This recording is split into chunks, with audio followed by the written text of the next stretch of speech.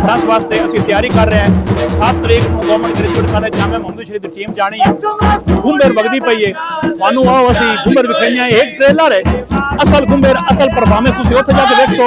ਅੱਜ ਤੁਹਾਨੂੰ ਸਿਰਫ ਇੱਕ ਛੋਟੀ ਜਿਹੀ ਝਲਕ ਵਿਖਾਈਆਂ ਗੁੰਬਰ ਦੀ। ਆਓ ਇੰਜੋਏ ਕਰੋ ਤੇ ਉੱਥੇ ਆ ਕੇ ਪੂਰਾ ਸਟੈਪ ਦੇਖੋ। ਆ ਜਾਓ ਜੀ, ਹੁਣ ਆਏ ਵੇਖੋ ਜੀ।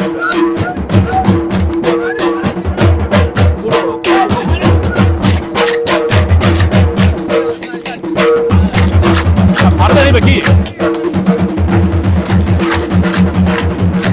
जंप लेके जाओ,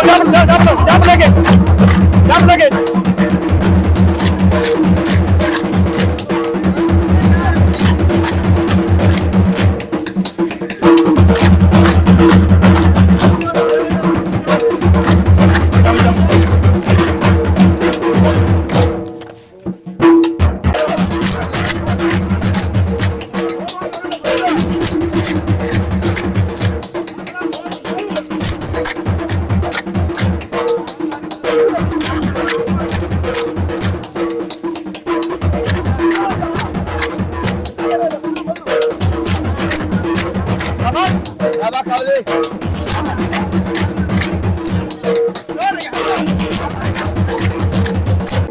पूरा अंजाए इंशाल्लाह तुम 7 तरीक को लाहौर कज़ाफ स्टेडियम में 11:30 बजे ना भूलिया उत्थे आके देख लो।